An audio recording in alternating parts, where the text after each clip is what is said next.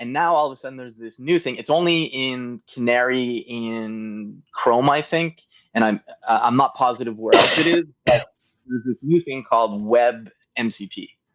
So I haven't really looked into it. I listened to like a 15-minute thing from Wes Boss on syntax, but I guess let's dig into this. So like obviously it's got the word MCP in there, so I'm assuming we're providing tools. But how is this different than a remote MCP server? Well, it's not remote. It's in the client. It's in your browser's client, for instance. Mhm. And it's not MCP. It's MCP inspired. Okay, that's a good thing to note because I thought it was still following things, so it's inspirational. Okay. So I interviewed the creator, who is this lovely engineer who came up with this at Amazon to solve an authorization problem. So Mhm. when agents took off at Amazon, if you've ever worked at Amazon, you know that everything auths in through your official device through a browser. Your like Okay. whole life, everything, ID, like you put the blood on the screen and it identifies you. But the point is to authorize agents to, access tools, etc. They would have to go through the browser. Okay. They would need a way to access the browser. So he came up with this WebMCP idea, which was, well, if I could just have the authorization system set Mhm. up as a server in the browser, and I could send my agent there, and it could, go in and authorize and get the packet back, etc., then this solves the problem for the whole company, and Mhm. it did. I interviewed Okay. him. If you go up and search on MCP MVP Web MCP. MCP on YouTube, you'll see the interview. Okay. But I had a blast talking with him, so I'm going to be parroting what he said without the deepest knowledge. Um, I've been following it for a bit. I think Okay. it's different from how his original vision was. It's being taken on now more by the Chrome team. There was Okay. a lot of excitement around it at TPAC last year, and people from big manufacturers getting into it. I think it's being touted as like this is going to be the thing that opens up the web to agents. Mhm. I also worked with Tinyfish, which makes AgentQL. And Okay. that is a query language that you can use to extract information from any publicly available web page. Yeah. And I'll just say, most of the web does not want your agent to do stuff on it. And Mhm. you might be like, what? But QuickBooks, surely QuickBooks would like me to do stuff with QuickBooks. And no, they do not. They want you to use Okay. their agent. They don't want you crossing the streams or Yeah. using your agent. Like Amazon filed a lawsuit against Perplexity because people were buying stuff using Comet instead of Oh their own yeah. damn fingers on their keyboard. Like, so WebMCP is amazing if you are like Alex Nahas, the creator, and Mhm. you really need to automate a bunch of agents inside a company through an existing system. Okay. That actually is really useful. But it's more like, instead of WebMCP, it's more like intranet MCP is how I would think of it. Okay. Because it's sort of, this is really useful if your site wants to enable agents to perform actions, Mhm. agents that aren't yours, agents that could come from anywhere, could be hostile, could be scraping you, don't know. You're opening yourself up to, you're just making it easier for people to do stuff with agents. And some of those people are just going to want to DDoS your company by overloading, hitting the search feature. Okay. But, you're making it easier. I'm assuming there's money at the end of making it easier for them. Yeah. And some website owners are going to want to make it easier for agents to perform tasks. Government websites, for instance, probably Mhm. sites that need to make things accessible, or they will, be fined if they can say, "Look, we've made it easy for people's agents to do stuff." Mhm. And most people are, who have accessibility needs have started using agents. That's a win.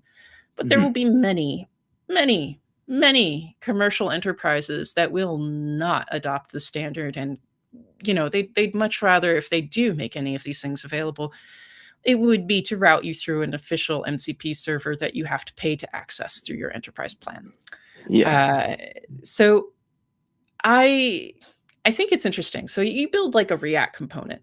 Hmm. Let's use search as an example. You built a blog site. It's got a search function on the page.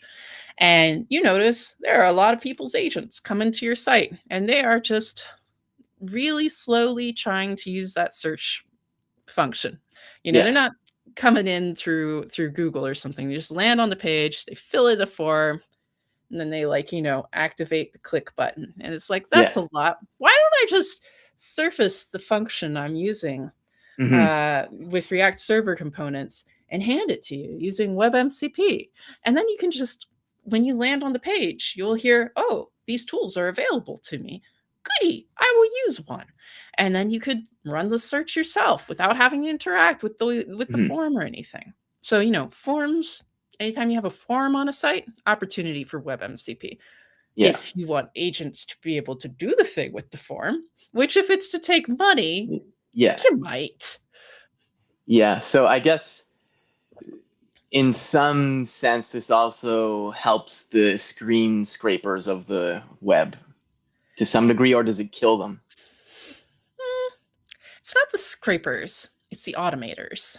Or yeah, Uh, automators. Sorry, because a lot of people use screen scrapers during automation. So yeah, good correction there. Yeah. well, you do need a little automation to do screen scraping often because Yeah. you got to usually log in or click around a bit. Hmm. But it's the automation. And so yeah, that's one of the reasons why I think the everyman won't want to implement this is because why? Why would you make it easier for people to rip off your content or Hmm. to have a bot search all of your product listings just so that it can, your competitor can change their listings in response? Yeah. There is a need, I think, when you're running like an intranet and you need to make it easy for people to auth in. But I think of Hmm. it more as like a bolt on. Like if you are having to maintain COBOL systems, you're probably excited about WebMCP because Yeah. somebody was like, let's build an adapter for COBOL that lets any programming language fire its functions.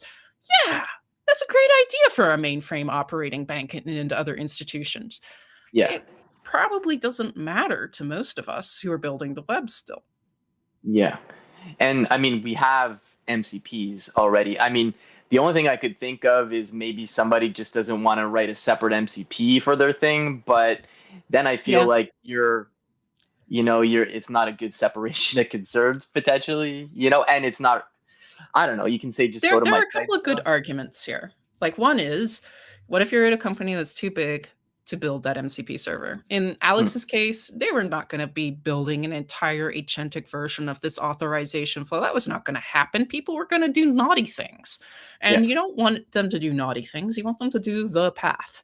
It was way easier to get sign off on, WebMCP and surfacing the auth flow as a tool in the browser than it was to build an entire new set of MCP servers that would be maintained by who exactly? Thousands of servers? No.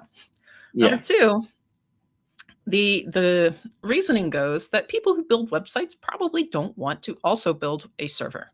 The team that is building the search function for the website probably doesn't want to own and maintain and security posture a WebMCP server. I mean, Hmm. an MCP server. Yeah. But the team that is managing that particular search functionality, etc., if all you're doing is surfacing it to another kind of user, then that keeps things still owned by one team, like the search team or whatever. Yeah. So that's the argument I hear there, and the other one being mom and pops who want to make their content available to agents for capital R reasons can do it Hmm. easily like this. I've yet to meet a real world use case where anybody who's just building like their own mid-sized website would want that. Yeah. But I like being proven wrong. I'm hoping it's just so damn brand spanking new that the use cases haven't come crawling out of the woodwork yet.